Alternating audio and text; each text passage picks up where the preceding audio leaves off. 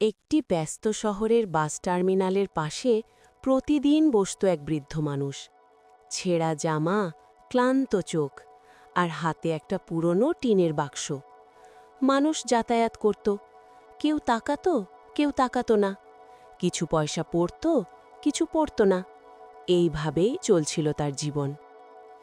একদিন সকালে অফিস যাওয়ার ভিড়ের মাঝে একজন ভদ্রলোক এসে তার সামনে দাঁড়ালেন। পরিপাটি পোশাক, কাঁধে ব্যাগ, চোখে আত্মবিশ্বাস। ভিক্ষুক হাত বাড়িয়ে বলল, বাবু, একটু সাহায্য করুন। ভদ্রলোক একটু হেসে বললেন, তুমি কি সারা জীবন শুধু চাইতেই থাকবে? কখনো কাউকে কিছু দেওয়ার কথা ভেবেছ?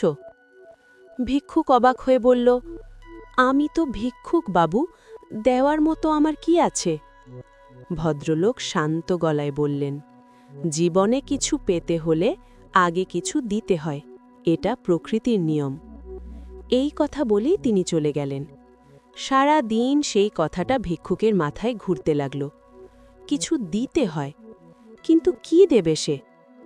পরের দিন তার পাশে বসে থাকা এক ছোট্ট মেয়েকে দেখল। মেয়েটা কাঁদছিল। ভিক্ষুক কাছে গিয়ে জিজ্ঞেস করল, কাঁদছিস কেন? মেয়েটা বলল, স্কুলে কেউ আমার সঙ্গে কথা বলে না। ভিক্ষুক কিছুক্ষণ চুপ করে থেকে মেয়েটার মাথায় হাত রেখে হালকা হাসল। বলল, জানো, হাসি খুব শক্ত জিনিস, নাও, এটা তোমার জন্য। মেয়েটা অবাক হয়ে তাকালো। তারপর সেও হেসে উঠল। সেই দিন থেকে ভিক্ষুক একটা কাজ শুরু করল।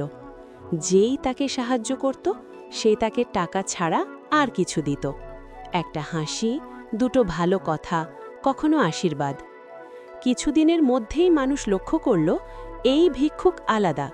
তার কাছ থেকে কিছু ভালো লাগে। মানুষ ইচ্ছা করে থামত, কথা বলতো, সাহায্য করত। সে আর শুধু ভিক্ষুক রইল না, সে হয়ে উঠল ভালো অনুভূতির দাতা। একদিন আবার সেই ভদ্রলোক এলেন। ভিক্ষুক এবার বলল, আজ আমি আপনার কাছ থেকে চাই না, আজ আমি আপনাকে একটা জিনিস দিতে চাই। সে এক গাল হাসি দিল। ভদ্রলোক চমকে উঠে বললেন, তুমি বদলে গেছ।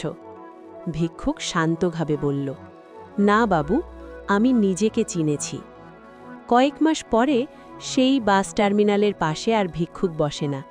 শোনা যায় সে এখন এক ছোট চায়ের দোকান চালায়। কারণ মানুষ শুধু চা খেতে নয়, তার হাসি আর কথাগুলো কিনতে আসে।